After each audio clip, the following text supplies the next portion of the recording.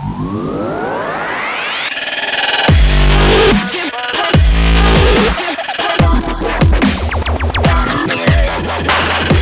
back to episode 4 of Rake Your Position. We got 4 guys here that love to talk baseball. We're living out our dreams from the comfort of our chairs. I'm Aaron, the host. I'm Joe, the groundskeeper. Hola, mi amigos. Mi nombre es Javier El Vagabundo. I guess he's done. My name is Cory, America's favorite T-ball coach and the stat man. Nice, coaching T-ball. Brave soul. Hey, this week we thought instead of talking about ourselves during the intro, we're going to give some shout-outs to people close to the pod, give our love to our fans. And so this one is actually a shout-out near and dear to Joseph's heart, and Joe doesn't know this is coming. But on Friday, about 7 o'clock, I got a text from his brother, Joshua. So hi, Joshua, the groundskeeper, or he's our unofficial historian, I think. He texts me during the Cardinals-Pirates series and says, part of me wants the Cardinals to get swept by the Pirates just for the podcast content next week. And I said, don't wish that evil on me, Ricky Bobby. And he goes, oh, just press record and stand back. I'm still going to tune in for the PowerPoints. So Josh Otwell is a big fan of the groundskeeper PowerPoints. Who else we got this week, fellas? I was going to give a shout out to one of our commenters on YouTube from the first episode that we didn't miss the comment. We just haven't done a shout out to him yet. Nolan, if you're still listening, 4 episodes in, I hope so. Nolan. Old teammate of definitely me and Cooney's. Did you guys ever play any ball with him? Any softball or anything? Played with his younger brother. Softball. Okay.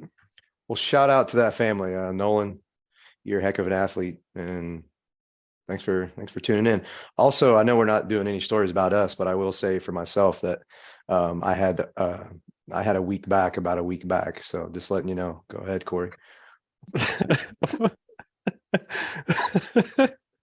No, I just was going to shout out my brother. It seems like every time a pod goes up, he sends me a picture of him watching it, and he had a name for our fans, but it was a little bit risque, so I don't know that we can say it on the pod. But we appreciate the immediate viewership, and if you can come up with something that's maybe a little bit less Austin Powers related, we would appreciate that. I'm gonna give one real quick. We've already shut him out once, but we got some pretty cool news today that someone who's coached all of us here, Coach Schultz, is getting inducted into the Hall of Fame. So round of applause for Coach. I'd say you've earned it for sure. We hope you're still listening. You were one of the first people to contact us about this, so congrats, Coach. Yeah, again, I would also just like to apologize. I did, again, talking to my brother, listened to whenever I said that we had the first losing season under Coach Schultz. My brother Ben said that he had the first 500 season under Coach Schultz. They were 13-13, but I think they counted a rainout as a win in the end of the season record. Nice. But so it's a bit of a gray area. But so we got a family of mediocrity over here. Yeah. Hey, Well, Cory, was it your senior year that the trophy had the wrong record on it? Yeah, so we went 16-17, and the trophy said 16-7. So maybe he was paying by the character. Coach said that was an accident, but yeah, we always had the most accurate books in the state. So yeah, no errors. If that happened, that was weird. can't argue that. All righty, guys. Well, to kick us off this week, we're doing our weekly top 5 power rankings. Just recap last week to see where we're coming from. We had the Rays in first, the Yankees in second, Brewers in third, Braves in fourth, and Padres in fifth. This week, we had 7 teams once again received vote. 8 teams received votes. So first week we had 7, this week we had 8, and it was even more diverse than week 1. So here we go. In our 5th place with a single 3rd place vote and a single 4th place vote, and they were left off by 2 people, are the New York Yankees. Making their debut on the list somehow. I don't know. I did not vote for these guys. Everybody else, one person gave them a 1st, one person gave them a 4th, one person gave them a 5th. That's the New York Mets. In third place, once again, we have the Milwaukee Brewers. They were third week one. They're third again with a first, 2/3, and a fourth. The Braves come in at number 2 this week with a first, 2 seconds, and a third. And Tampa Bay holds on first Yeah, place buddy. once again with 2 firsts, a second, and a fourth. Now, I will say it was technically a tie between Tampa and Atlanta in their overall ranking. But since Tampa was first already, I kept them in the first seed. And they do still technically have the best record overall. So I broke the tie with my judgment, gave Tampa the 1 seed, Braves 2, Brewers 3rd, Mets somehow 4th, Yankees somehow 5th, even though they're 4th in their own division. But hey, that's what we did here. It's mathematical fact now. So let's discuss a couple interesting questions. Why Mets? Better question. Why First is the not? better question. Who put him first? Yeah. Joe. I think that was me. Yeah, I think I think you're the best person to defend this decision, Joe, if you put them first. Put them first in the division they're 4 games out of. So go ahead. It's 2 now, but yeah, 4. 4 probably when we did this. Yeah, I think at the time they were just maybe on a roll. You know what they say, keep rolling. I don't know. I mean, they're still the $300 million team, so it just seems like they were playing bad at the beginning, and maybe they found their groove to. I mean, the Braves are obviously hitting on all cylinders as well. Lost today, I think, but I mean, 1 is probably a little generous, a little high, but hey, they've been playing well. They'll be in first for long. That was a pretty good defense, huh? See how I You backed saw a that lot, up with lot of maybes and not so physical. sure's in there. No, I mean, I I'm had the him 5th. groundskeeper. I had him 5th. I'd be interested to know why. I mean, Aaron, it seems like you think that they should be nowhere near this list. Not nowhere near. I think the rotation is a mess. So I'm impressed that they are that good record-wise. But yeah, instead of the Mets, I had the Diamondbacks again. You know, I've been pushing for the Diamondbacks all season. I gave them the 5th spot on my rankings. And then the Yankees I gave 4th.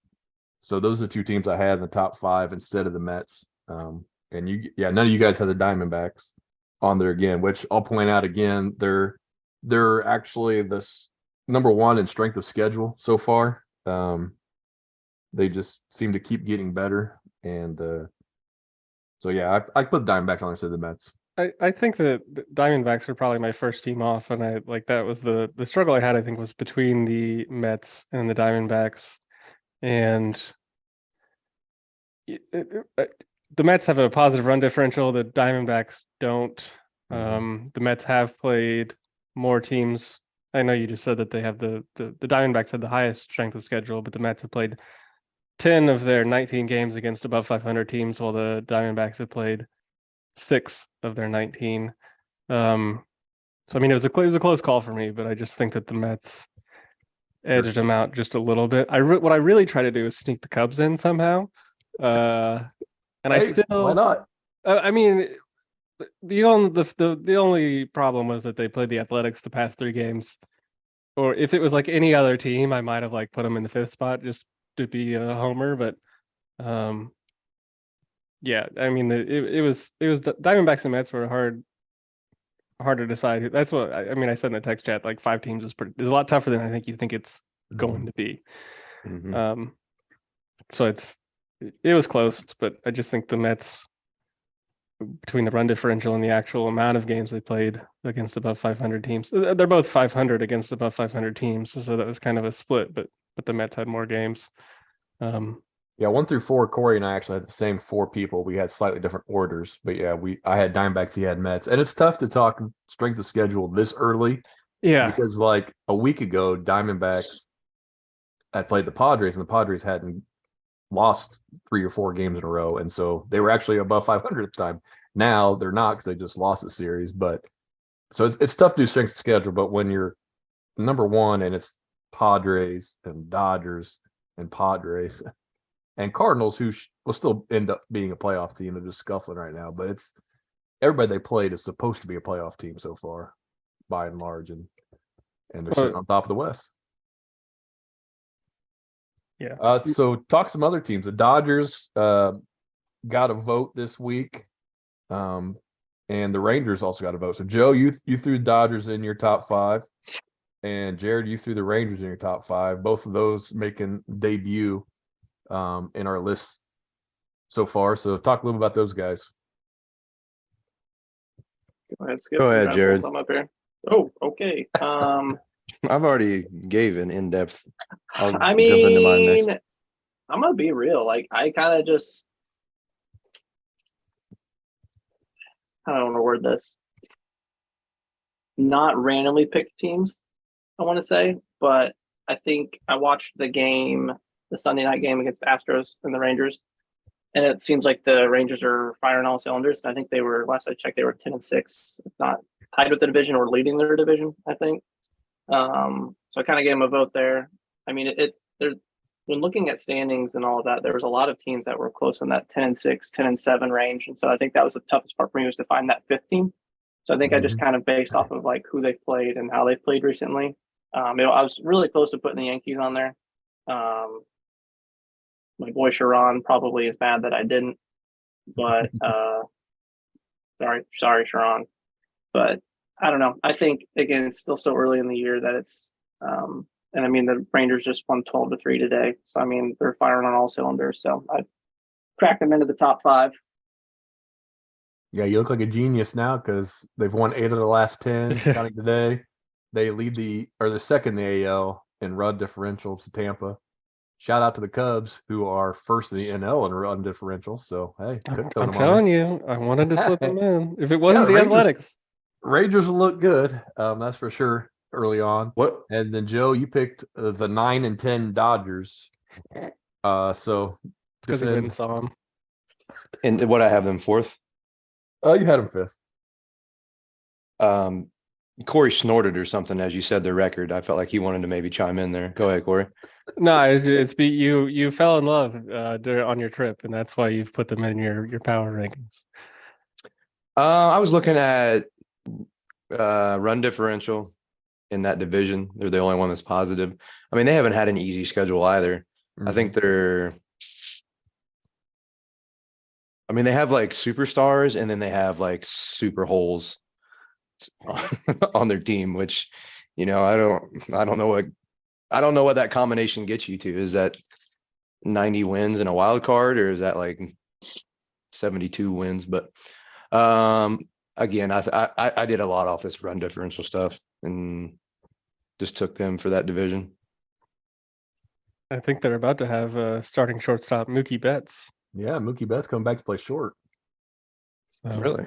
yeah, That's Gold the thing. Glove. They do are anything. very top heavy, and we're used to seeing so much depth from LA that when they don't have 3 levels of all-stars, they look weak, but they're probably not. So just recapping, Rays, Braves, Brewers, Mets, Yankees. So 4 of the 5 stayed in our top 5. Padres rotated off. Mets rotated in. So shoot us some comments. Like we said, it's still early. I was looking at the NL East. Like the Braves and Mets haven't played. The Mets haven't played the Marlins much. Braves haven't played Marlins much. So it's still super early. Do you want to talk about why your argument that you had for why the Braves should be number 1, about kind of what you said in our chat? You don't want to? No. Okay. Well, I put the Brewers first, and it was close between the Braves, but Cooney, again, which goes along with what you're saying about it's hard to talk about strength of schedule. But do you know the Braves' record against above 500 teams? We haven't technically played one now because exactly. we knocked the Padres below. Yeah, the Braves are 29th in strength of schedule. Tampa Bay's 30th. So Tampa's actually got the easiest schedule, and we put them first. That's why strength of schedule this early is tough, because the good teams have won a bunch. So that means everybody this early's lost a bunch against them. I just want to write it down. Above 500 teams, the Braves have played how many? Technically now 0. Yeah. So that's why I wrote that down. I just wanted to write that down. Yeah. But it's the same with Tampa. I mean, it's the same. Like if you beat the teams this early on, Well- if you got 14 wins in your first 19 games, that means your opponents have 14 losses. So you say No, it's out the window. It's not a bad. Your argument's not wrong, but it's something that you have to consider. I still think. Yeah. So that's zero wins against But 500. I also consider the fact that everybody's like the Padres are this powerhouse, and they scored 2 runs. Oh, in 3 hey, games did you guys- against the Braves? Did you guys see that Manny Machado also loves raking? Yeah, I saw that. Very Nice, passionate nice. about it. Yeah, he was very passionate about raking. But But I yeah. mean, Subscribe to our podcast. No, no, not so much. he said that he really wanted to rake in a few more words than that. Yeah, Um, turn a couple Shut up. four-letter words into 7-letter words. But yeah. But you know what? Manny, if you're listening because you found us because you're a rake enthusiast, hit us up. Also, Big League Chew. yes, Big League Chew. I'm coming for you. But yeah, I mean, we ranked Tampa #1 week 1, and they hadn't played anybody. You know, they played Tigers, Athletics, Kansas City. You're supposed to beat those teams. Braves have done the same thing. Only they've also beat San Diego. Undefeated. Yeah. So why didn't your ranking look more like my ranking based on what you're saying? I put Braves 1, Rays Okay. 2. Okay, that's what. Yeah, exactly. So why are the Rays second still? If what you're saying is, I mean, both of those teams should be lower based on what you're saying. Because I think right now this week, if the Braves and Rays were playing, the Braves would win that series. Braves are better right now. But what about the They're Brewers? close. I got the Brewers 3rd. I know. But I'm saying I think the Brewers would beat both of those teams because they've played. They're enough. 6-3 against above 500 teams. Fair enough. That's why I had them 1 last week. Okay, so why You didn't guys all you? make fun of me? I had them one this week. I listened to you last week. You had an influence on me. You're welcome. Uh, And the Braves are getting healthy, so we're ready to roll. Next week we'll do I don't know what location we'll be at, but we'll do a group podcast. Cooney and Cory will fight each other. We agreed. That's not very fair. We're doing different weight classes here.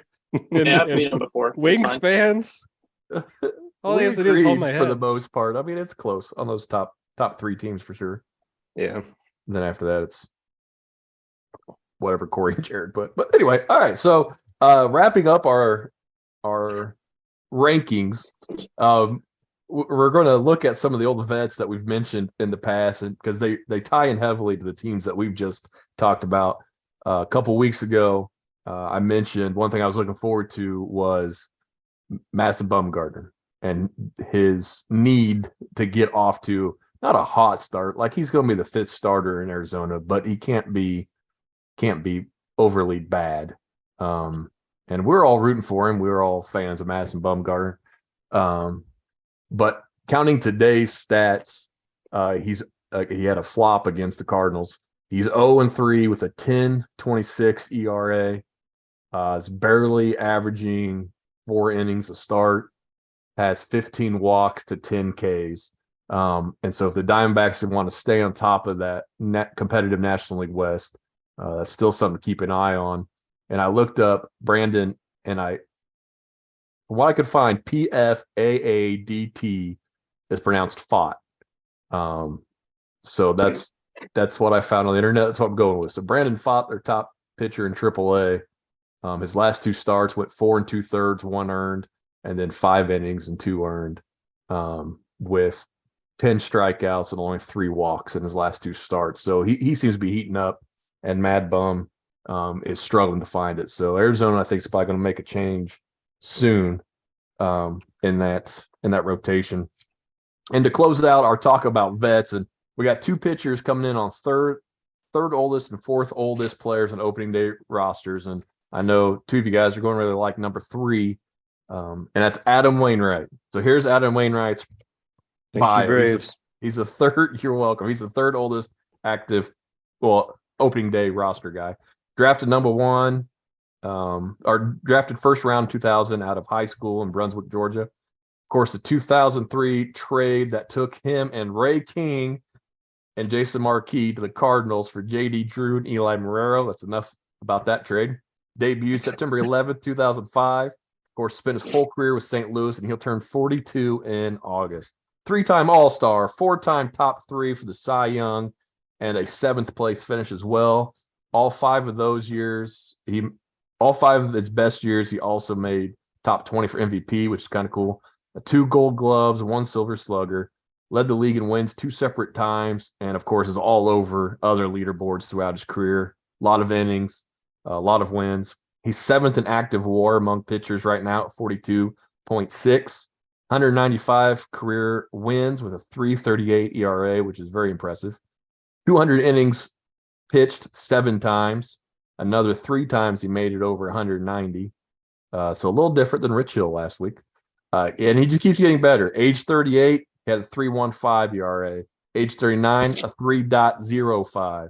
Last year, at age 40, a 3.71. And the Cardinals are eagerly awaiting his return this year to get them righted in the rotation. But of course, you got to look at the postseason stats. 2.83 ERA over 114 and a third innings pitched, which is amazing. I didn't realize it was that many innings, but that's awesome.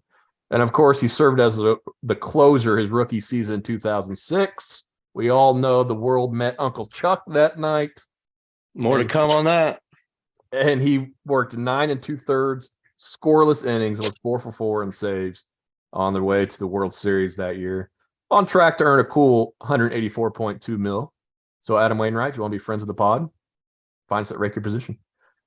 I know you guys will he'd talk. be down to come on. Yeah, you guys are going to talk more about him. It sounds like later on. So I'm going to move real quick to number 4. Not take up more of your time. Justin Verlander is the 4th oldest on opening day roster. He also started on the IL, and so it's interesting these 2 guys are mentioned next to each other because they are vital pieces of teams that expected to contend this year, even at their advanced age, and they're sorely being missed right now. So Justin Verlander was drafted 1st round by Detroit in 2004 out of Old Dominion. So there's a little trivia for you. D1 powerhouse right there, yeah.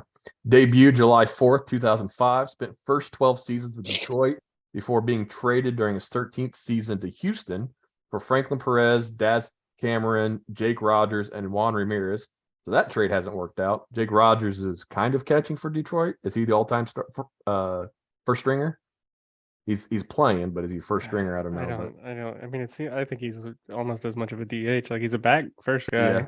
Yeah. So the rest of those guys, Cameron for sure hasn't worked out like they thought. Then he spent the next 4.5 seasons with Houston before signing this past offseason with the New York Mets, where he has yet to pitch. He turned 40 in February. Rookie of the Year 2006, 8 top 5 size. He won it twice he won it 3 times, in 2011, 2019, and 2022. He also, in 2011, was a Triple Crown winner for pitching and was the AL MVP. So he just dominated at 28 years old. Fast forward to 39 last year, he was a Cy Young and Comeback Player of the Year. So 11 years between his first and third Cy Youngs, which is impressive. 9-time All-Star, all over leaderboards as well. Over 3,000 Ks, 244 wins, career 3.24 ERA, 16 wins in the postseason with a 3.64, 2 rings, both in Houston. Current deal is a 1-year deal with a vesting option, so he could be on track for $360 million career earnings. That's decent. Wainwright, Verlander on the IL, needing to come back to help take their teams to right the ships in St. Louis and keep the Mets afloat with all their rotation issues. And MadBum, the 3rd guy, may be looking at a pin assignment. If that, but yeah. Any thoughts on those guys? Yeah, plenty. Were we texting in 2003, Cooney? I got a cell phone in 2003, so because I swear when that trade went down, you're like, "Hey, thanks for JD Drew, dude." Because you're like, you just got some scrubs. I don't know about scrubs. I mean, the Braves. It's like the Braves were this year. Like their farm is horribly rated. Like back then, the farm was never top system because the young guys were all in the bigs. Mm-hmm. But the Braves needed a bat, and JD probably had his best single season as a Brave. Yeah, listeners, go look up that season for the Braves. And he cashed it in. That's when he put it all together. He cashed it in and never did it again. Marquis and King are useful pieces, but obviously Wayno was the big piece. And he said like the Braves didn't like the sinker, and of course, was it Dave Duncan is obsessed with seekers, and so they went all in on his sinker, and it took him to the next level. So I don't think the Braves had him as a number one. I think they knew he'd be a rotation piece, but had the chance to get a middle of the order bat to align with Chipper, because the Braves had just lost Andrew Jones. They were needing that second thumper with Chipper, and so I mean, one season it looked fine, but yeah. I mean, you're 20 years later. It looks like the Cardinals have done a couple of those trades recently with pitchers that are now killing it for some other teams, but sometimes you get lucky and hit. And I don't know if we'll see this as much as we have in the past, like one player sticking with one team, that's maybe I read too much into that, but that's always super cool. We just had Molina retire after so many years. Wainwright's going to retire. And, For the rest, be at 200 wins when he retires. Yeah. I still think he's probably on the outside looking in Hall of Fame. I think he's one of those guys that everybody loves. And I do think the one team helps you. I think he'll get in. Maybe not first year, but I mean, if character plays into it at all, he's by all reports a Hall of Fame person as well. But I was looking at, because I've always kind of thought that John Lester is a guy that makes it in, and I was looking and comparing them, and I think by most accounts, Wainwright's actually had a better career than John Lester. So, I was on the fence, but just taking a quick look here, I'm in the fence. Like I'm all for it. You got Silver Slugger. I mean, what more do you want out of a pitcher? Did you say you were in the fence? Yeah, if I'm on the fence on something, then I'm in it because I'm convinced. Yeah. And of course, Verlander's probably going to be a first ballot. Yeah, I was about ready to say 250 wins at least. If he gets healthy soon, he might get close to 300 if he keeps pitching. Going back to he hasn't slowed down. Wayno. Going back to Wayno real quick. This is a message directly to him. Hey, Wayno, when you come back, I need you to bring your friend Jesus too to help this rotation. That's all I got. When you come on the pod, we can bribe you. We know some guys in Pike County. We know you like to go there and hunt, so we can find you a spot. Real quick on Verlander, Cory. He went to Old Dominion. When that first came about, was that just Dominion, or was it always the? Yeah. So it was Dominion up until I believe it was 1889, and then they settled as they were traveling west. They settled a new town called Dominion. So by default, the previous Dominion was now Old Dominion. 1889. Okay, yeah. So and then later there was, as they went even farther west, there was another Dominion. That one was New Dominion. So there was New Dominion, Dominion, and Old Dominion as you went from east to west in the United States. Okay. Yeah. Thank you. You're welcome. Thank you. Riveting. An Oregon Trail lesson. Wow, great. Yeah. Caulk the wagon. Whoa. Whew. I don't know how to follow that up, but get us back on track. I guess I'll do it. All right. I've been tasked to try to make baseball fun, so that's what I'm going to try to do here. Cooney, I think you might still be muted. I don't know. You are? Cool. Okay. So I don't know if you guys know, but this just in, potentially new rules might be coming. They're being tested in the Atlantic League, which is a league that tests a lot of these rules for the MLB. Some of them have come over, some of them obviously thrown into the trash can. So we're going to talk about it for a little bit, and then we'll move on to one final question that I think should be kind of fun for this segment. So real quick, what they're testing, the single disengagement, as we know, like the pitcher can step off twice per at bat now. They're testing it for just a single, and then obviously the runner can go after, the first step off or whatever. So nothing too crazy there. Another one that they're introducing is called the double hook. So just a quick brief intro to that. You can use the DH through the game as long as the starting pitcher throws 5 innings. But then if the team loses the DH, and the pitcher will have to bat in that spot if they go less than 5 innings, which kind of be cool. Kind of brings back a hybrid of the new rule and the old rule of the pitcher being able to bat. So be interesting to see what kind of happens there. And then my personal favorite, the one that I read, and I'm like, ooh, maybe I got a shot to get into the majors now, is a designated pinch runner. So it's a guy that's not in your starting lineup, can be used at any time as a substitute runner.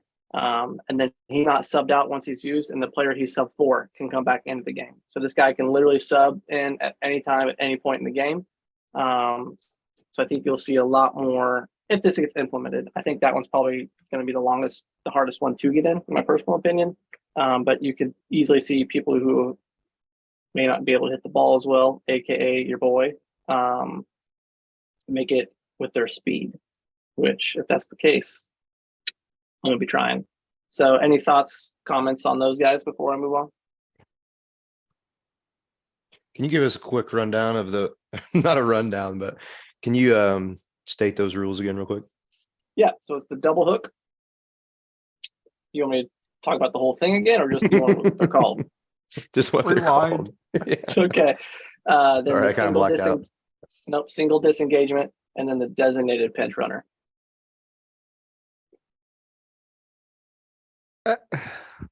I don't know that I feel great about any of them. Like why baseball players need to be able to do everything. Like if you just have a guy that runs, I mean, Terrence Gore made a career out of it, if you can call it that. I don't know. Yeah, at least he got some like World Series, like the playoff Bump the residuals or brakes whatever on those are your called. argument right there. Counterpoint. Okay. Then why do we have lefty specialists? Well, we don't do- really. They don't anymore. They got rid of it. They do Yeah. one thing. But they have to face 3 batters now. So like that's I mean, sure, but they still get brought in to face a lefty first, usually.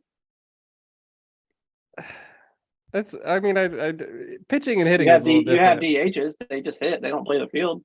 I They don't can't like do that. everything. I don't like that. Like it's For an NL pod. yeah, it takes the strategy out of it. Like the whole For sure. like I don't the- disagree.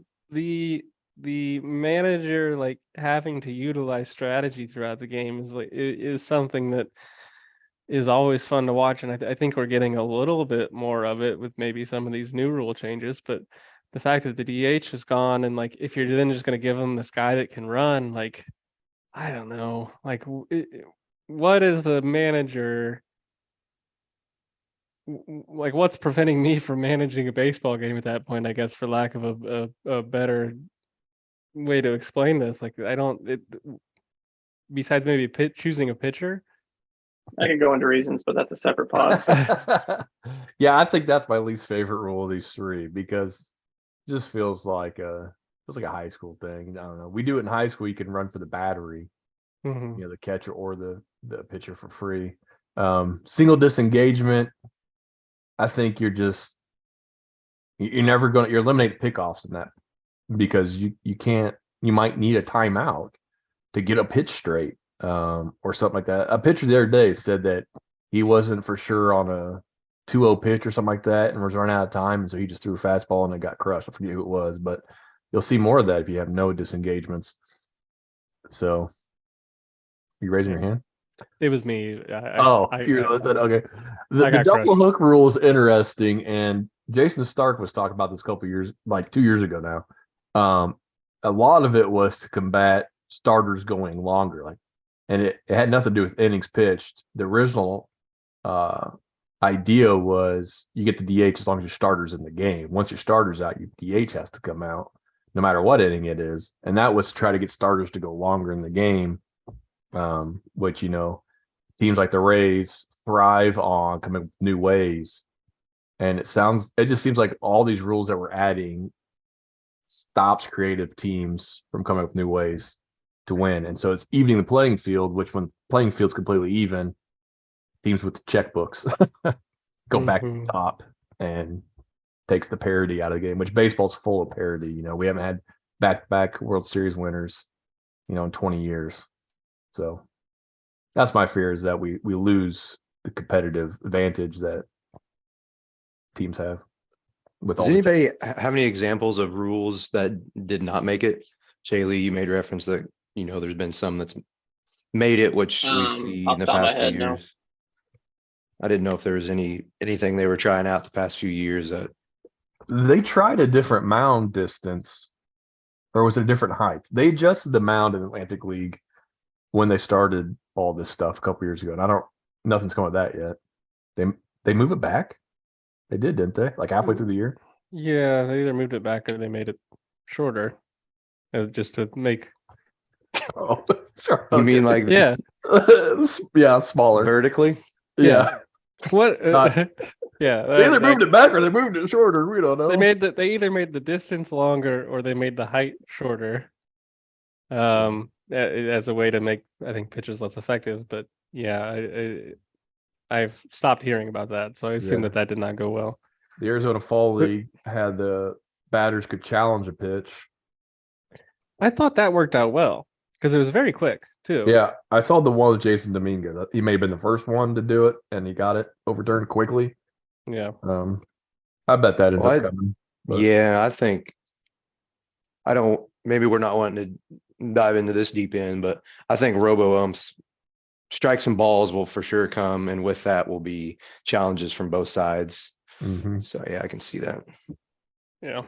Well, I think we could spend a whole episode on umpiring. yeah, those are Yeah, good yeah. conversations, and we'll just wait and see how these Yeah. Quickly develop. on the mound, backwards or down. What about like 18 feet straight up in the air? You're just throwing from 18 feet. I down. heard Old Dominion used to play like that. Yeah. Oh my God. But All New right, Dominion, moving on. We're not talking about Old Dominion no New more. So, Dominion, the ground was too hard. Couldn't um, get dirt. I don't remember what it was. yeah, weird. Oh, good old. Cool. I'll contact some of single A teams and see if they'll be willing to test that out for us. I'll I get can back. strike somebody off at 18-foot mound. Yeah, That's let good. us know about that. And then just real quick, talking about fun players. So we're just gonna go around the horn real quick. Name a few players who you think you enjoy watching, who you've enjoyed watching. I will start. Hence the Mariners gear today. I don't think you can not talk about fun and what he's done for the game with the hat backwards and the home run derby and just how he kind of played the game with Brett Boone, voicing baby. and yep, Brett Boone. That's who we were talking about. All right, moving on. No, Ken Griffey My Jr. bad. That guy, I mean, probably my favorite baseball player. And then for me, you either like him, you hate him. I mean, he adds flair to the game. He's obviously coming back tomorrow. Fernando Tatis Jr. coming back. I like him. Cool. He got caught with drugs, but who hasn't, you know? So, well, Cooney, Ain't been caught. your turn's I've coming. been caught, yeah. But those are just a couple of mine. So we'll go around the horn real quick and we'll keep this thing moving.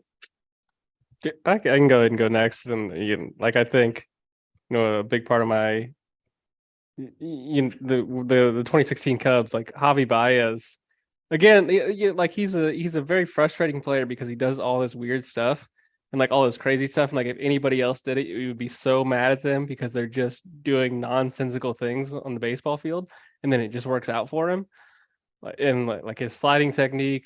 And my favorite play of all time is the Will Craig Pirates game where he essentially stole first base, I guess. I don't know how else to describe it. And then second base. But he's a guy that just like, if you saw him playing with no context, you would think he has almost no idea what he's doing sometimes. And then it just always seemed to work out for him one way or the other. The El Mago, he had that nickname for a reason, but he always made it exciting. And then it's going to be a very Cubs heavy theme to my selections here. The next two guys are just guys like seeing guys that play hard and have great fundamentals. Like you just like born to be ball players type guys. Like Nico Horner, like love watching him. He's just like a spray hitter, contact guy, plays great defense. Pete Crow Armstrong coming up is just electric. Great defense. Pete Crow Armstrong. Good name. Crow Armstrong. But he hit a triple. He did a weird slide, and then he had like this wacky celebration in a game a couple days ago, and it was just he just looks like he's having fun. Like he's having fun, and he's just doing max effort. And he's a great defensive center fielder. And like a great defensive center field is, kind of with the Griffey thing, like a great defensive center field, and we can talk about Andre Jones, I'm sure, a little bit later, but is just a thing of beauty, I guess. Along that, like guys that are want to be ball players, like great fundamentals, like you can't have this discussion without talking about Mike Trout. Like I saw him, like he hit a home run early in the season, and that swing is just like you could just sit and watch that swing on repeat for 3 hours and just learn and just be like, just do this. And you like this is it's a perfect swing. And if we're gonna talk about colleges, we can talk about No one Dartmouth mentioned colleges. alum, Kyle Hendricks. Oh, we're talking about Old my Dominion. We're gonna talk gosh. about Dartmouth alum, Kyle Hendricks. Love watching pitchers with a That little are bit of finesse. trash. Hey, let's just talk about an 81 pitch shutout. Well, Kyle's not coming on the pod now. Thanks, Joe. An 81 I guess pitch I should have. shutout. I guess I should rephrase the question, but yeah, continue, Cory. Sorry. Kyle Hendricks is awesome to watch. He's just peppering in 87-mile-an-hour fastballs. Nobody hits him. It's like, hey, Jesse Chavez. yeah, it's great. It's awesome. Like I don't. Everybody throws 105. Show me the guy who throws 87 Jesse and Chavez. it has an 81 pitch shutout. I mean, it was a couple years ago and he hasn't played yet this year. But like, Kyle Hendricks is just it's you know. You're right, man. Kids are really modeling their careers after. I hear his jersey sells in the top 300 this year.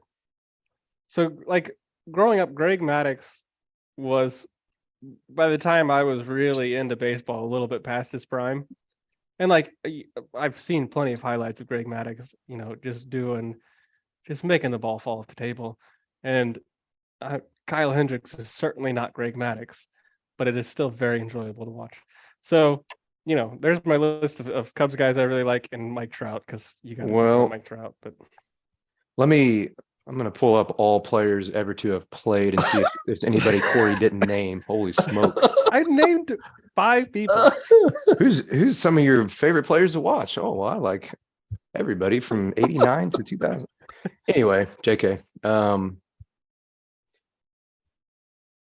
Cory, when Cory said play hard, good fundamentals, that kind of hit on the guy I was going to bring up, who I liked watching growing up, was Scott Rowland. Not flashy, not fancy, but just did everything really good. Mm-hmm. Even after he got his shoulder injury, he was still solid. And he was also a no batting glove guy. So that was me too. It worked for me. It worked for him. So similar there. And then I thought of a couple of the guys that like were two-way sports. Mostly I thought of Bo Jackson, just watching. I mean, I never watched him live or anything, but watching highlight clips and, you know, those humongous, big athletic guys. I think you could put Trout into that category as well, that, you know, are just so athletic at that size, can run, can throw.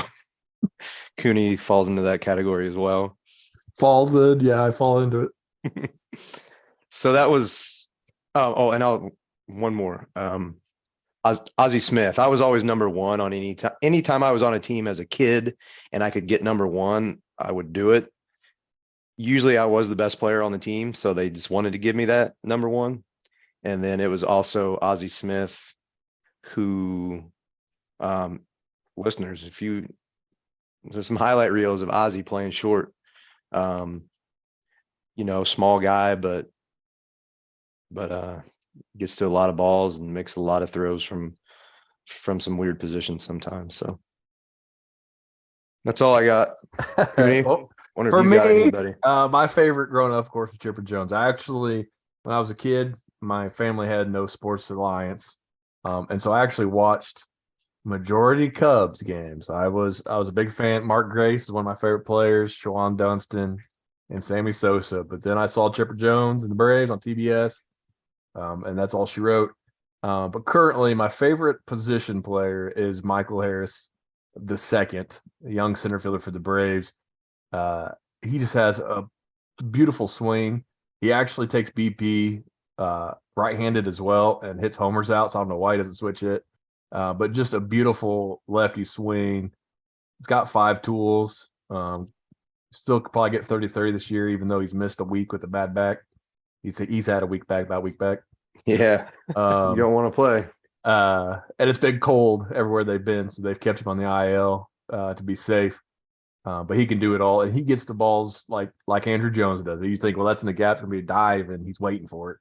But my favorite pitcher, which I don't know if anybody's named a pitcher yet besides the other guy, Spencer Strider, man. I love watching this guy pitch. They call him Quadzilla. He's got a Val Kilmer-esque tombstone mustache, and he does this sweet little spin when he strikes him out like he knows you not touch this. He spins. He's got the swag. Just dominant. Nobody picked him for Cy Young. He wasn't in the conversation. After 4 starts, he's leading the NL in strikeouts. Maybe the MLB, I'm not for sure. But I know he's leading the NL in strikeouts. So those are my two. Strider and Michael Harris. Of course, they were 1-2 in the Rookie of the Year last year. And also, they're just a blast to watch. I've never heard of those guys before, so thanks for bringing them up. First time they've been on the pod. Yeah, well, that's a surprise. Speaking of strikeouts, that segues really nicely into kind of my prospect watch, which is a little got a little bit of a twist on it today. But before I get into that part, I did want to talk about a guy named Andrew Abbott, who I did include a picture of in our agenda for everybody to take a look at. He's trying for the mustache. Well, yeah, I mean, I don't think he needs it. Is that any relation to Jim Abbott? I don't think so. This boy. He's let me fact check that for you. No, but it Cory, looks like Jim Abbott went to Old Dominion though. That's not true. I was like, what? I just made that up. But so Andrew Abbott, he's in Double-A for the Reds, not a top 100 prospect. He's the Reds' 10th ranked prospect. He just pitched again today. He has started 3 games, 11 Ks in the first game, 14 Ks in the second game, 11 Ks today. He's got 36 strikeouts over 15 2/3. That's 21.3 strikeouts per 9. Like, people should be talking about this guy. I think they're starting to talk about this guy, but people should be talking about this guy. Like, he's a 6 foot. I think his stats says 6 foot 175. So he's not like some sort of intimidating figure out on the mound, but just a lefty out there. I think he's got some heat, but man, he is just mowing everybody down. And I think it's good that everybody knows what his face is, and that Is that his picture he put? yeah, that's Andrew Abbott. Definitely not intimidating. Nope, but he has 36 strikeouts in 3 starts, so he is. You should know his name. Jim Abbott, got it. Yeah, it's interesting. I think it's important if we can find guys, because I feel like the top 100 prospects. My mom doesn't know who they are, but a lot of baseball people know who they are. So if we can find some guys outside of that top 100 to talk about, again, Andrew, if you hear this, hit us up. We'd love to have you on. We'll push you to the top 10. Yes.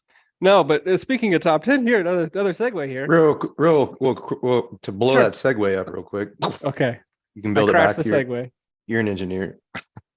I brought up at the beginning of the year how the Reds have a decent young rotation, so if they could add another piece to that, they might win 60, 65 games. They just called a guy up today. It did not go so well for him. Yeah.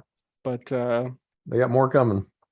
Yeah. I mean the Reds, the guy, so he gave up 6 runs in the first inning, and then he went 4 and gave up 7, so settled down a little bit. But Levi, they left him in for 4 innings. That's nice. Levi Stout. And then we can talk about the Oakland A's guy, who actually he ended up getting pulled. The final score looked bad. I think it was 12-2. But I can't remember his first name, and I feel real bad about it. Mason Miller was just peppering in 102-mile-an-hour fastballs. I think I saw a stat that he had only faced 103 minor league pitchers, but he'd struck out 53 of them. So made a pretty quick ascendance onto the major league team, and he went 4 1/3, gave up 2 earned, and then the bullpen kind of blew the game open. But The big thing I wanted to talk about was Jo Adell, who is not necessarily a prospect anymore. He was a top 10 guy, top 10 in all of the majors. In 2020, they called him up. He has 161 games under his belt. I put his Real Major quick Leagues. on that, Sure. when they called him up, did he say hello? If you know how that conversation went? No, I I'm don't not know. even. I'm not Not entertaining a that. He not a good probably one. was excited. Um, Okay. It's like I don't But- want to go. Click. Hello. anyway, so he has 161 major league games, so about a season. We're gonna push through this. Again, top 10 prospect gets called up in 2020, 161 games. His major league stat line negative 1.7 WAR, batting 215, OPS plus of 69, OPS of 616, just pretty horrendous. And so he's not been sent back down, been between AAA and I think sometimes they need an outfielder. They called him up for a game here or there. But this year in AAA, 16 games, 8 home runs, 306 average. He is there's a Twitter account I follow that will send out kind of StatCast leaderboards for AAA because I think a lot of the minor leagues don't track StatCast. Jo Adell has been pretty regularly in the top exit velocity in AAA on StatCast. So kind of one of the things, we've always seen these can't miss prospects miss. I know as a Cubs fans, I've seen a lot that, they happen in every team. I think the story that we don't see that often is can't miss prospects that seem like they're going to miss and then maybe have this resurgence. So kind of the question I wanted to pose to you guys first and foremost is this a big enough sample size to say that he is what they expected him to be? Granted, he has still only done it at AAA, but it is a very impressive first few weeks at AAA. So again, like, is This he? is Jo Adell we're talking about. Yes. Who's just an Hmm. athlete? What? He's just an athlete. Like he's a very, again, if you're talking about muscular guys, he's right up there with him. Like he's got the athletic ability, just never been able to put it together at the major league level. Yeah, I haven't looked up his splits before his first call up. But I mean they rushed him because he tore up the lower Mhm. levels. In 2019 he played 76 games from high A, double A, and triple A. So I don't see the splits on how many games that was at triple A, but not much. And then at 21, they put him in the outfield thinking he was ready. And it made to be a thing where they rushed him to get enough upper level experience. But every time he's bounced back down to AAA in the last 3 years, like 2021, he had 934 OPS in 73 games. Last year in 40 games at AAA, a 920 OPS, and this year, like you said, a 1203 OPS. So like he's got to the point where he's had consistent, repeated success at AAA. Like, so you put him in that outfield with Trout and another guy that you got listed here in just a minute. I mean, they moved Brandon Marsh. Yeah. And they thought they were loaded with these outfielders. Who do you keep? And every time they call up one of them, they haven't performed. But if Adell's finally ready, he just looks like a 5-tool guy jumping off the charts. So just a matter of time for it clicks at the big league level, I think. And I'm probably a guy who likes a track record 17 times longer than anybody else. I mean, they're going to be a guy with like 7 years of just stud. And I'm like, well, the jury is out on this guy here. But I kind of with Cooney looking at his stats, you hear the phrase, I think it's a phrase, quadruple A player. That's a phrase, right? Yeah, quad A. Quad A. And his strikeout rates are crazy, which that's the game nowadays. So, yeah, that's my summarization there. I think he'll come up he'll stick in the big leagues at some point, but Might be one of those high K, high homer, low RBI type guys. You're gonna have to make more contact, it looks like. But he can play defense too. He's not Yeah, a I bat only mean, guy. So if he's got average contact with Gold Glove caliber right field, they got something. I think he'll be fine. yeah. Yeah. So, well, the other guy that you mentioned I was going to talk about is Jordan Adams, I was surprised that he's only the Angels' 30th ranked prospect. Not a top 100 guy, but um, again, very athletic. I think the hit tool is the concern there. I think he strikes out and the average isn't as good. He's got 5 home runs, and again, he's playing at the same level with Jo Adell at AAA for the Angels.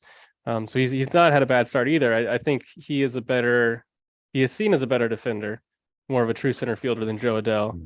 And I think some of the conversations we've had off the pod is that, Trout needs to move out of center field. I think the defense isn't quite there as he's still young, but the prime center field defense seems to be for the even younger crowd. And they've got Taylor Ward, who is kind of a late bloomer, and they've got Renfroe and Wright. Like if you're trying to win this year, like my goal here is to get the Angels in the Exactly. playoffs. So if you're trying to win this year with the start that Jo Adell has had at AAA, his value, other than when he was at a top 10 prospect, probably is about as high as it has been, I would think. And there's some teams I think that would really like a young, controllable, high upside outfielder.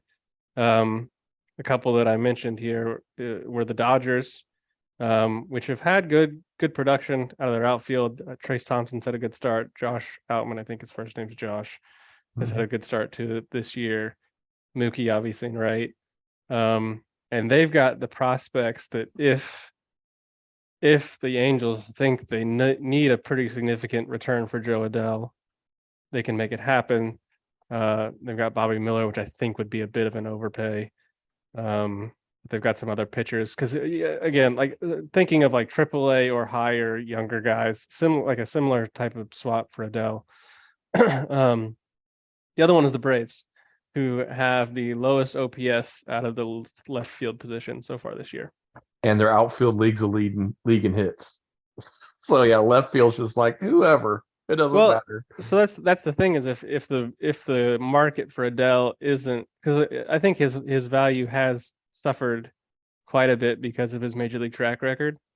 I still think the Braves probably have some of the, like if pitching is the need, like the Dylan Dodd or the Schuster, like there could be some sort of deal centered around that of these not blue chip guys, but guys that could be serviceable starters.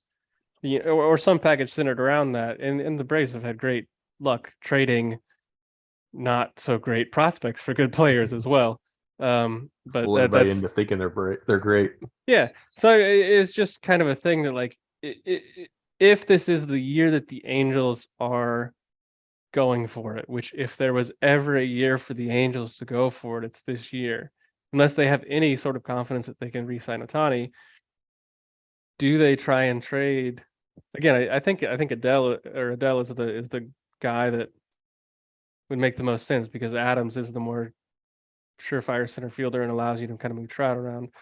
But it was just kind of something that I was thinking about of like how do we get the Angels in the playoffs?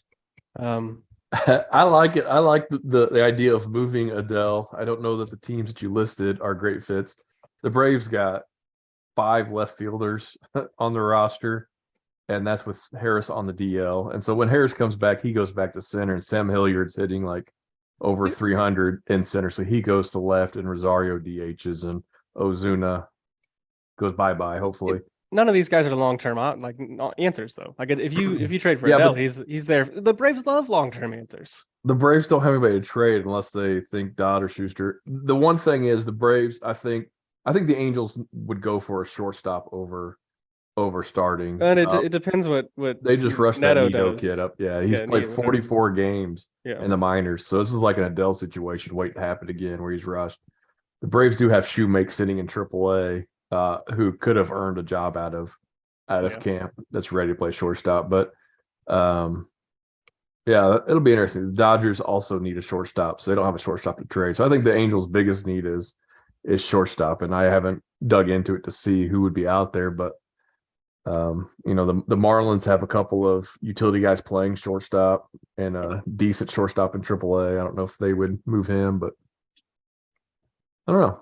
I Good don't, thought. but I don't think the Marlins need outfielders. Like I looked through, I tried to find who had a need in the outfield, and again, like I thought shortstop is I think the obvious answer, but the uncertainty Mhm. with whatever this Nito or Neto guy is gonna Yeah, do that's his name. is.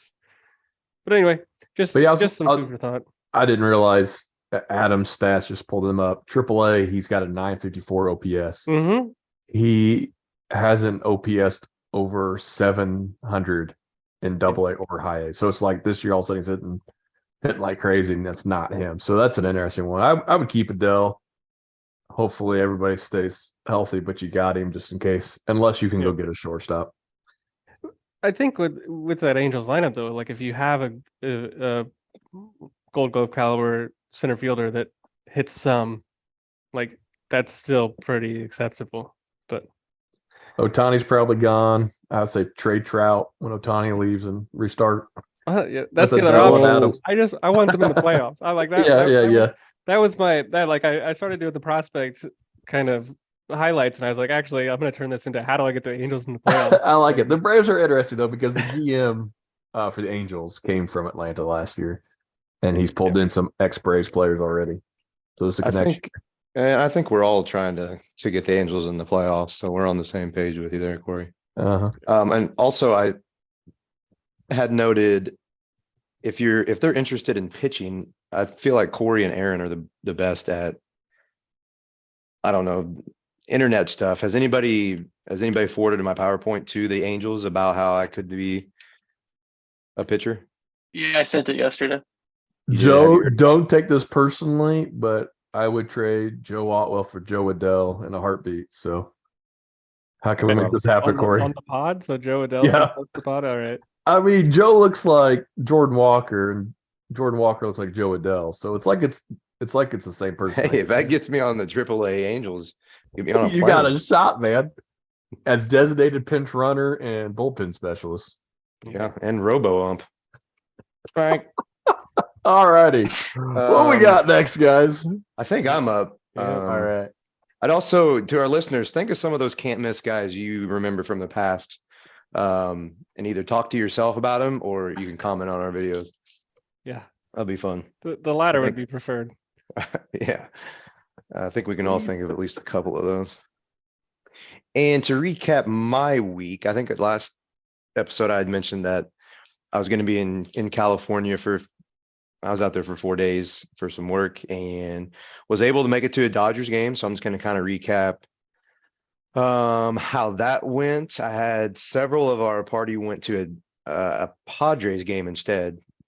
But I was actually with a friend of the podcast, the Backwoods Banshee. He is a big Dodgers, so we drove up to LA. I saw a picture of Backwood Banshee then. Coming for you. Yeah. So real quick, LA, you can definitely tell it's an old stadium. I don't know, I didn't look up when it was built. It looked like it was 60 years old, and then they did an upgrade in 86, and then they haven't done anything since. Nothing around it. It's not like these new stadiums are building where they put it in the middle of baseball kind of heaven. All parking lot, nothing around it. I like the field though. I'm a basic, simple guy for a baseball field, so dimensions normal, nothing crazy, stands cool. 4 bases. Straightforward. 3 bases and a plate. Thanks, Cory. Okay, sorry. I sent a picture to the guys. Did anything make it on Twitter? Nope. You guys are too cool for me. I don't know how to tweet anything, so. All right, we'll get it on there then. We were sitting in the bleachers and everybody got splinters from those bleachers. They're broke. They're painted poorly. Also, the whole lower bowl of seats is painted like an off-white beige. I couldn't normally, you can pick up a ball out of the pitcher's hand and everything.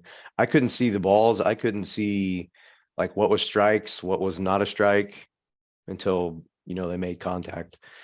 So that was interesting. I'm surprised that's not a bigger issue for the players. They always try to at least have the backdrop, as something where you can pick up the ball, and maybe it works for the batter, but as a fan, you couldn't see the ball coming out of his hand. It ended up being 3-2. Surprise, surprise. Yeah. Flash it, Cory. Flash it hard. Cubbies. They were playing the Cubs, and it ended up being 3-2 Cubbies. Patrick Wisdom, old Cardinal that somehow made his way to the Cubbies. He's got power. I'll give him that.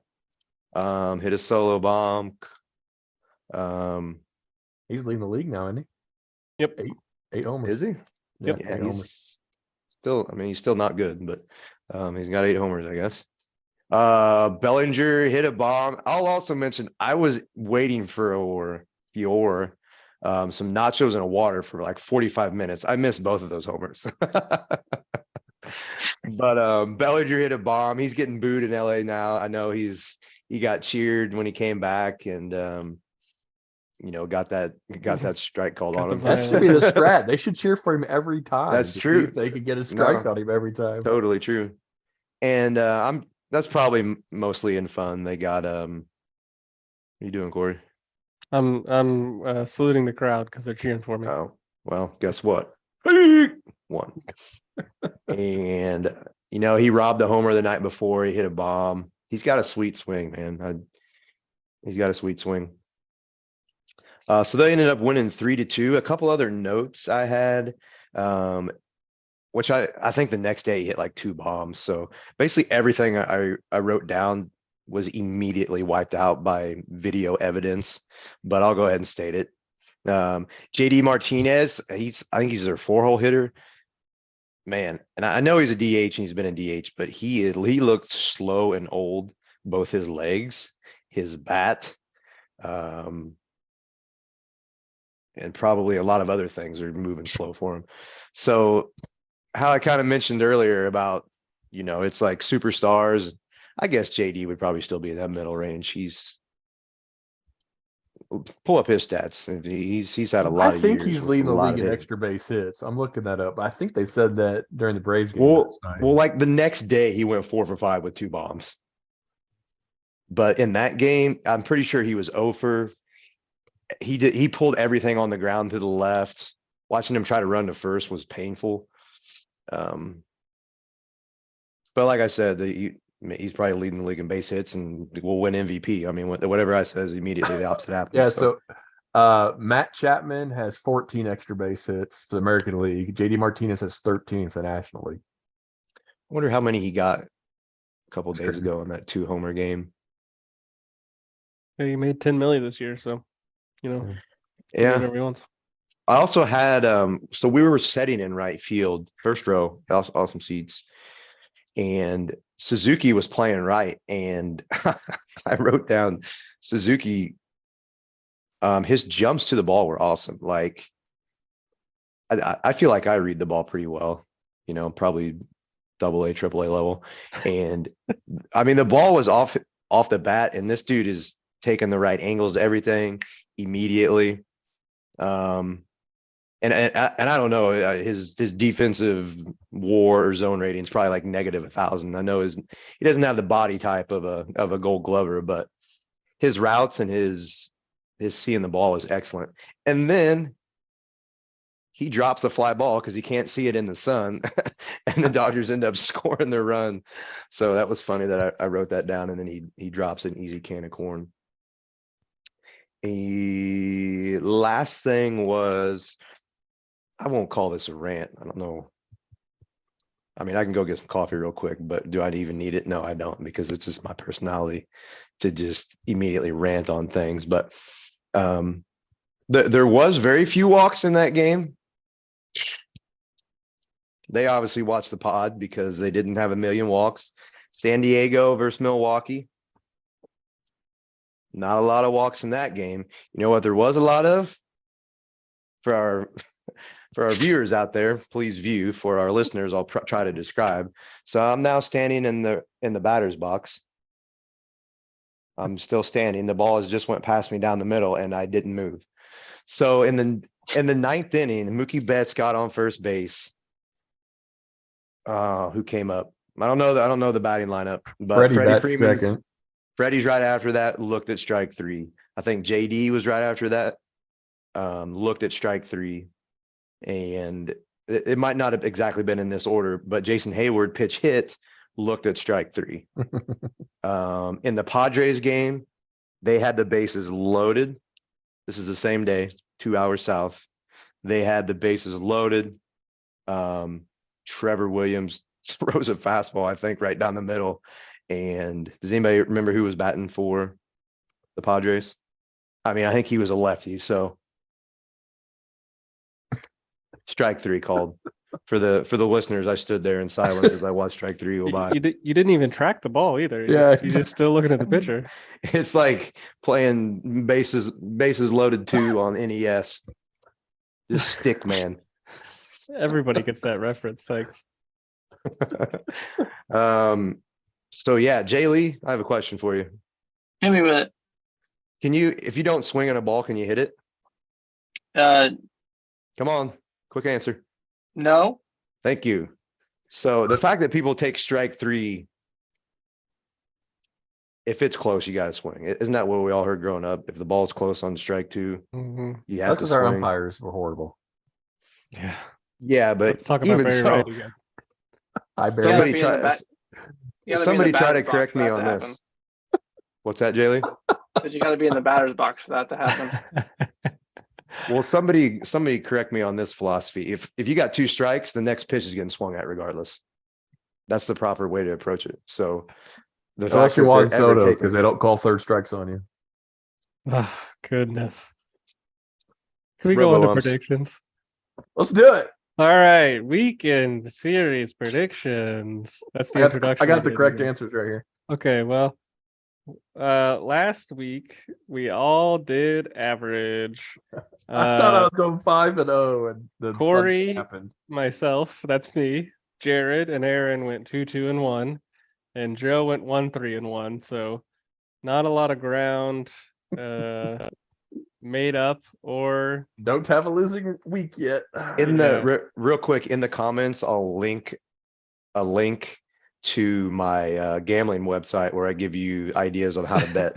Go ahead. perfect. Yes. It's just your PayPal address. Yeah. Send your money here. All right, I'm gonna try and get through this pretty short and sweet here. We're starting off with the Marlins at Guardians, 2 teams that I had the Guardians win the World Series. Marlins, I think, are looking pretty good. I think could have a shot at the wild card if they wanted to. This weekend, they're pitching. The pitching matchup, they got Bieber going. The Guardians have Bieber going on Saturday, but I think the other 2 days favor the Marlins pretty heavily. So I will take the Marlins over the Guardians for that. What you got, Jared? I circled Guardians, but then I crossed it out and I picked the Marlins. Because you like fish? Yep.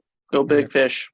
You like a big fish with pointy beaks? I don't know. What is a fish's nose A called? beak. All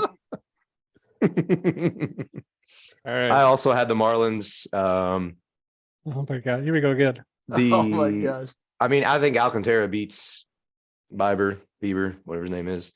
Justin Bieber. Yeah. Yep. Yeah. And like you said, the other 2 matchups kind of favor the Marlins. So I like the Guardians a lot too, and they are at home, but I went Marlins. Wow. Well, I also picked Marlins. They got the best hitter That's in a the league first. right now, and I do think their pitching's better. All right. There we Moving go. on to the Astros at Braves. Kind of a similar thing here. I like the Astros pitchers, and I think they've got off to a slow start. And what was that stat we talked about the Braves earlier, Jared, about their record against above 500 Oh, teams? hang on, I need to And go the back to my Astros notes aren't here. above 500. No, Pull the I notes, know, but pull the they're record. So we're sitting good. Hang on, These I are got the it teams to somewhere beat. written down here. yeah. Oh Okay. yeah, 0 wins against 500 Okay, yeah, teams. sure. Can only So the beat who's on the Astros aren't field. above 500, but they are good. So I'll take the Astros. I picked the Braves because I'm never picking the Astros and anything. Yeah, I know. I picked the Astros. Oh I man. think they're pitching. I mean, Fried's back, right? Yeah, Mhm. it's Fried and Javier on Sunday. Yeah. That'll be Yeah, a they good game. might. They might take that one, but I'll give the other two to Houston. Is that the Sunday night game? Do we know? It's a day game. Yeah. Yeah, so you got Elder and Brown, two young guys that have started off great Monday, and then Wright and Valdez, who were both awesome last year, and then Fried Javier on Sunday, who I picked. Those are my two Cy Young picks, and they're matched up against each other. So of course I'm going the Braves. Try not to get too excited on Sunday. It's gonna be a good matchup. I got meetings all day Sunday. I won't be able to watch it. Oh yeah, that's a bad day for you. Yeah, right.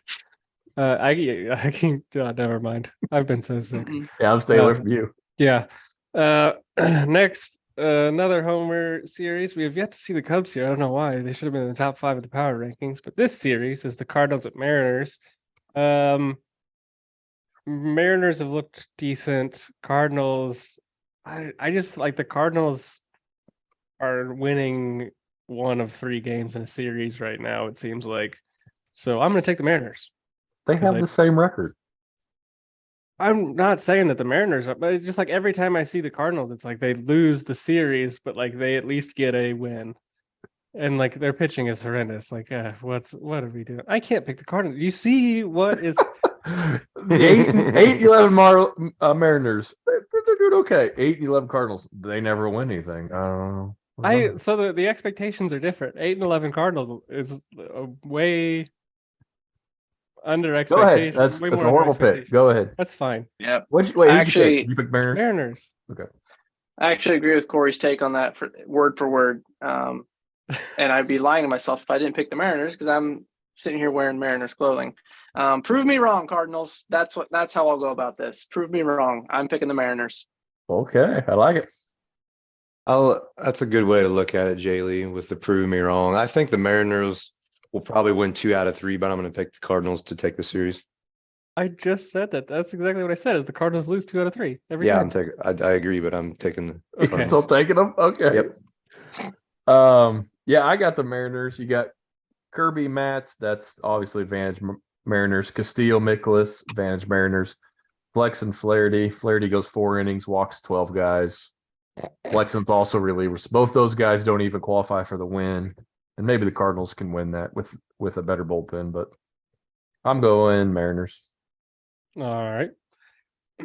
Padres at D-backs. I think this is the 3rd week in a row for the Padres, but they just play teams that are good mostly. And for that reason, I'm taking the D-backs because, the Padres are below 500, as we've talked about a lot. That's why they keep getting beat by the Braves. I mean, the D-backs are doing well. They're again had a tough schedule.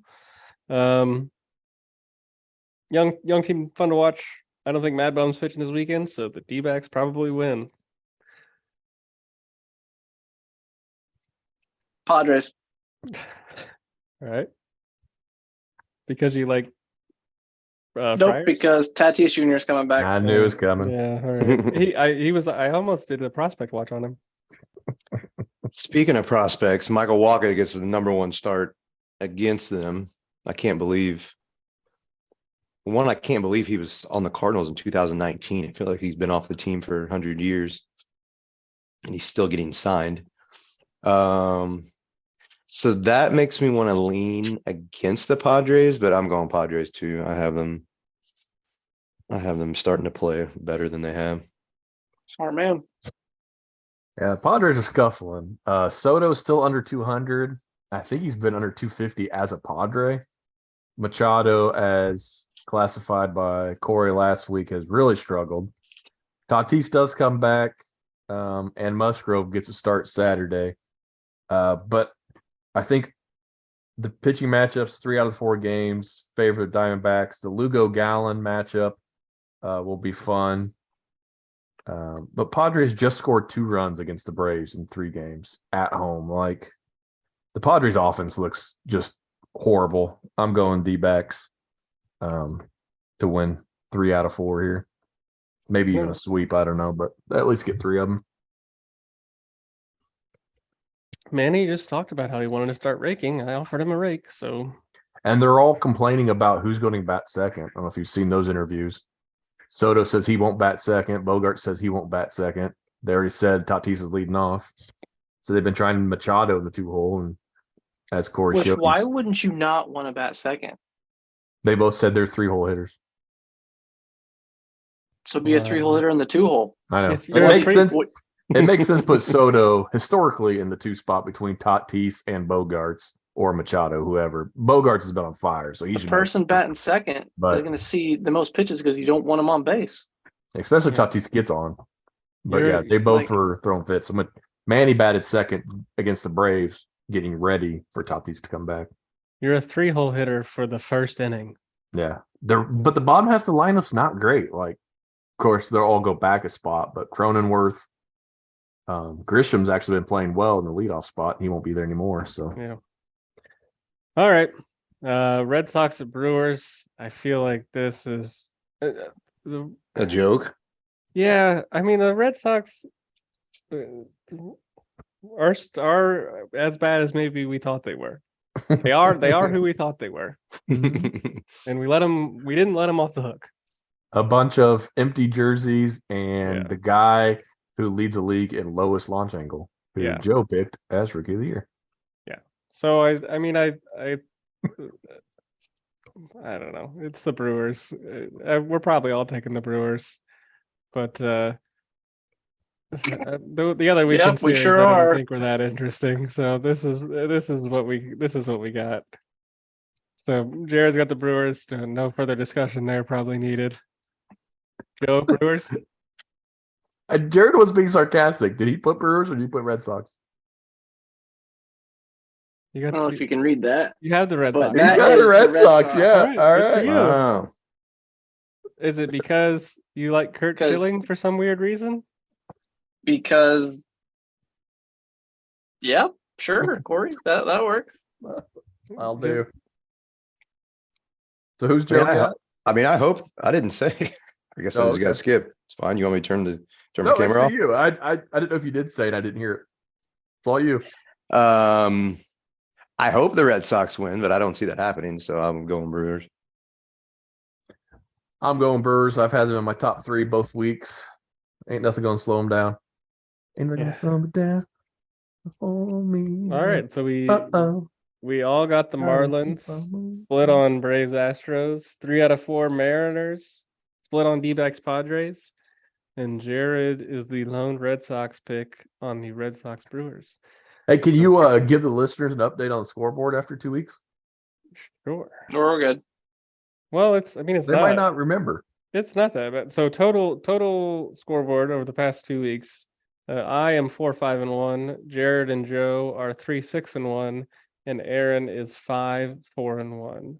Who does standings that way? We'll do the third That's place right. team, then the second. then It's the way I put it. There's We're more short- confused than when we didn't know anything. short data. So as he was saying, listeners, your boy is 5-4-1, sitting in first place with the only winning record. By a game. So, Whatever. We'll Whatever. see. We'll see. alrighty. Well, guys, I think that wraps up our 4th episode covering week 3, getting ready for week 4 in the MLB season. Take a look at this weekend series, these 5 series, take some picks with us, have some fun along as we try to decipher who's good at baseball, because clearly we're not very good at picking this, but we're having fun doing it. And let's all what? Let's forget not to- forget. Rake Rake your position. position. Rake your Gotta get that position. down, guys, before the Rake it. Rake the position.